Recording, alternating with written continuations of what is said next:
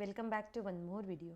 आज की इस क्लास में हम स्टार्ट करने वाले हैं सॉलिड स्टेट क्लास 12th का टॉपिक। और आज के का जो ये टॉपिक है इस पर्टिकुलर चैप्टर में दैट इज सॉलिड स्टेट हम कुछ और टॉपिक्स इंक्लूड करने वाले हैं।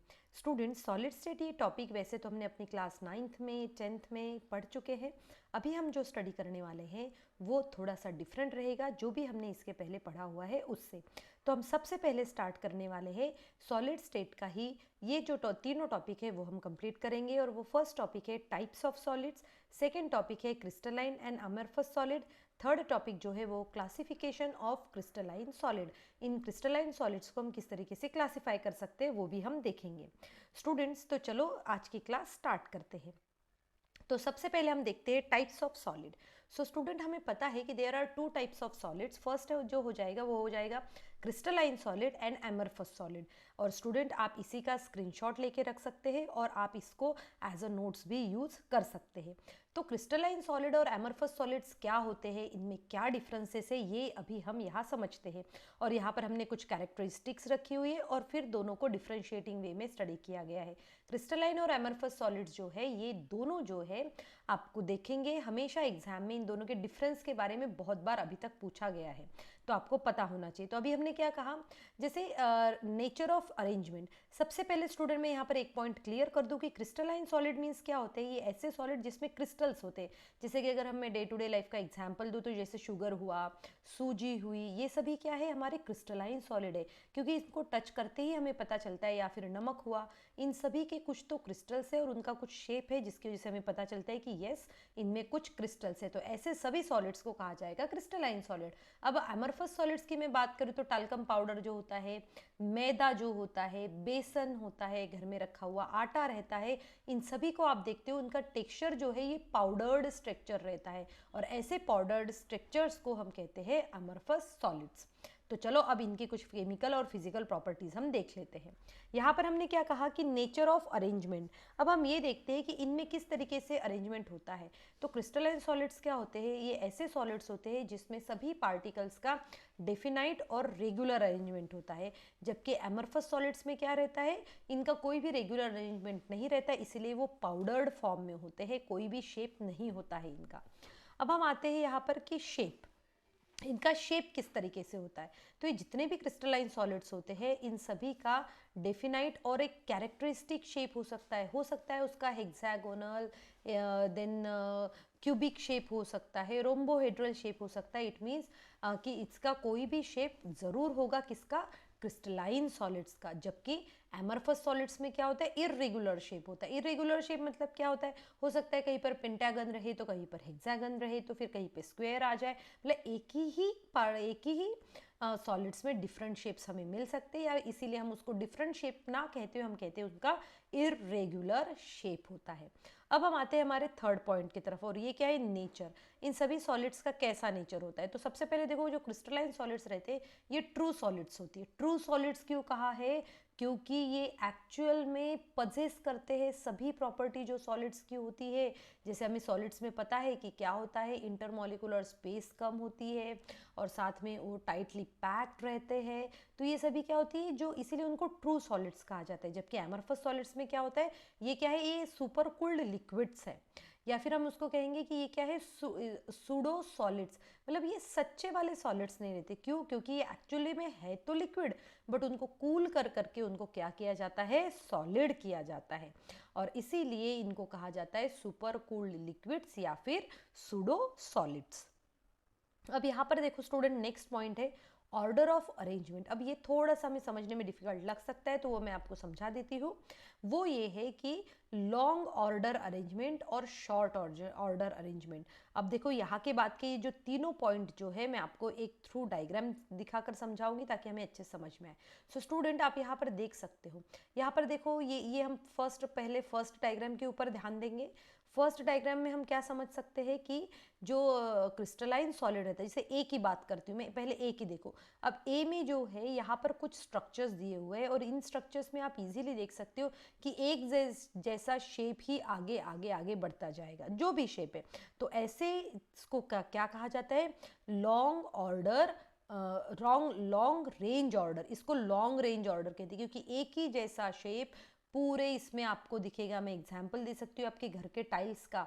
अगर आपका कितना भी बड़ा घर क्यों ना हो, आपके टाइल्स का जो शेप है वो एक जैसा दिखते चलता है, वैसे ही इसको कहा जाता है लॉन्ग रेंज ऑर्डर। जबकि शॉर्ट रेंज ऑर्डर क्या होता है, देखो कहीं कहीं पे कोई शेप डिफरेंट हो रहा है, कहीं पे छोटा होता जा रहा है, कभी बड़ा होते जा रहा है, तो ऐसे शेप को कहा जाता है, ऐसे ऑर्डर को कहा जाता है short range order. Short range order मतलब क्या होगा कि चलते चलते पहले आपका हेक्सागन आ गया, फिर थोड़ा सा चल गए पेंटागन आ गया, फिर हेक्सागन आ गया, तो ये इर्रेगुलरिटी है वहाँ पर। और जब ये इर्रेगुलरिटी रहती है बिटवीन द मॉलिक्यूल्स, उसको कहा जाता है short range order. So student, हम यहाँ पर देख सकते हैं, यहाँ पर मैंने 2 और पॉइंट्स इंक्लूड किए गए, ये दोनों पॉइंट्स भी मैं आपको समझाती हूँ। तो चलो हम सबसे पहले हमारे प्रीवियस पॉइंट पे जाते हैं और देखते हैं कि हमने कौन सा टॉपिक देखा। हमने टॉपिक देखे लॉन्ग ऑर्डर। तो क्रिस्टलाइन का शेप प्रॉपरली रहता है, इसलिए उनको लॉन्ग ऑर्डर अरेंजमेंट रहता है, जबकि एमरफस में क्या रहता है, short order. Student, I hope आप ये सभी नोट डाउन करके रख रहे हैं। अब हम आते हैं हमारे नेक्स्ट टॉपिक के ऊपर, वो है nature of physical properties. Physical properties means क्या कहा उन्होंने, यहाँ पर देखो these are anisotropic in nature and these are isotropic in nature. अब चलो इसको समझने के लिए भी हमें क्या करना पड़ेगा, यहाँ पर हम आते हैं। तो यहाँ पर देखो स्टूडेंट, ये क्या है, anisotropic in nature. Anisotropy in crystalline solid means क्या हुआ, अनआइसोट्रॉपी इट मीन्स जैसे ही आप देखोगे, यहाँ पर देखो अगर आप स्ट्रेट देखते हो तो आप इनकी प्रॉपर्टीज जो है, जब आप स्ट्रेट देखोगे तो प्रॉपर्टीज चेंज होते जा रही है। कैसे होते जा रही है, देखो स्ट्रेट देखोगे सभी की प्रॉपर्टी एक जैसे, जैसे हम स्ट्रेट देखते हैं एक जैसे, बट जैसे हम डायगोनली देखेंगे इनकी प्रॉपर्टीज चेंज हो जाएगी। कैसे, देखो यहाँ पर रेड है, फिर रेड है, फिर रेड है, फिर रेड, जबकि आप डायगोनली देखोगे तो red blue red blue red blue. तो ऐसे इसको कहा जाता है अनआइसोट्रॉपी, कि आपका जो इनकी डायरेक्शन चेंज कर दोगे तो इनकी मॉलिक्यूल्स को देखने की टेंडेंसी या फिर मॉलिक्यूल्स की प्रॉपर्टीज भी चेंज हो जाएगी। जबकि अमरफस में क्रिस्टलाइन जब अगर हम बात करते हैं नेक्स्ट इसकी, और वो जो है हमारा एमरफस सॉलिड, एमरफस सॉलिड में हम क्या कहते हैं, एमरफस है आइसोट्रॉपिक, मतलब आप किसी भी डायरेक्शन में से देखोगे तो इनकी प्रॉपर्टी एक जैसी ही लगेगी। अब हम आते हैं मेल्टिंग पॉइंट। इनका शार्प मेल्टिंग पॉइंट होता है, इनका शार्प मेल्टिंग पॉइंट नहीं होता है। क्यों, क्योंकि इनमें डिफरेंट मॉलिक्यूल्स डिफरेंट शेप में अरेंज रहते हैं। अब देखो cleavage property, clean cleavage and irregular cleavage. इसका मीनिंग क्या हुआ कि जैसे क्रिस्टलाइन सॉलिड है, इनका क्लीन क्लीवेज होता है। जैसे यहाँ पर देखो हमने कट करके देखा हुआ है, जैसे आपने इसको कट किया क्रिस्टलाइन सॉलिड को, तो एक प्रॉपरली कट होकर एक टुकड़ा निकला है पीस का। जैसे अगर हम पनीर को कट करेंगे, पनीर का एक प्रॉपरली टुकड़ा निकलता है, उसे कहा जाता है क्लीन क्लीवेज। और जैसे कि अगर हम इरेगुलर क्लीवेज कर रहे हैं, अब इरेगुलर क्लीवेज में मैं एग्जाम्पल लेती हूँ, जैसे यहाँ पर तो डायग्राम है ही हमारे पास में साथ, इसके अलावा भी हम एग्जाम्पल ले सकते हैं। जैसे कि सोन पापड़ी मान लो, अब सभी ने खाई है दिवाली में, तो सोन पापड़ी में क्या होता है, जैसे आप उसको कट करने जाओगे तो उसको प्रॉपर शेप में कट नहीं हो पाएगी, वो कहीं से भी टूट जाएगी, तो इसे कहा जाता है इरेगुलर क्लीवेज। अब आते हैं हम हमारे next property, enthalpy of fusion. ये सॉलिड्स है तो हमें एंथैल्पी ऑफ फ्यूजन भी हमें देखना पड़ेगा। तो enthalpy of fusion for crystalline solid से डेफिनाइट वैल्यूज होती है, जबकि अमरफस सॉलिड्स में ये वैल्यूज जो रहती है वो डेफिनाइट नहीं रहती है। सो स्टूडेंट, यहाँ पर हमारे पास में कुछ एग्जाम्पल्स दिए गए हैं उसके, और उन एग्जाम्पल्स का हम जो है अभी प्रॉपरली स्टडी करेंगे। आई होप आप सभी को ये पूरे पॉइंट्स अच्छे समझ में आ गए हैं, और आप जब भी एग्जाम में क्वेश्चन आएगा तो उसी के अकॉर्डिंगली लिखेंगे भी। यहाँ पर हमने ये डायग्राम देखा था जिससे हमने समझा था। अब आते हैं हमारे क्लासिफिकेशन ऑफ क्रिस्टलाइन सॉलिड। जो क्रिस्टलाइन सॉलिड्स है उनको हमने कितने सॉलिड्स में क्लासिफाई किया गया है वो मैं आपको भी समझाती हूँ, और इन सभी की भी हम कंपैरेटिव स्टडी करेंगे। कंपैरेटिव स्टडी कैसे करेंगे कि क्या डिफरेंस होता है तीनों में, कैसे मॉलिक्यूल्स की अरेंजमेंट होती है। तो सबसे पहले देखते हैं कि हम इनके क्लासिफिकेशन ऑफ क्रिस्टलाइन सॉलिड्स में कौन कौन सा टाइप है। पहला टाइप जो है वो है आयोनिक सॉलिड्स, कोवैलेंट और नेटवर्क सॉलिड्स, मॉलिक्यूलर सॉलिड्स, और नेक्स्ट आएगा मेटालिक सॉलिड्स। तो चलो इन सब की प्रॉपर्टीज जो है अभी हम स्टडी करते हैं। सो यहाँ पर हमने कुछ कैरेक्टरिस्टिक लिखी है और चारों को हमने एक समराइज किया गया है एक टेबल में, जिसको हम आराम से समझ लेते हैं।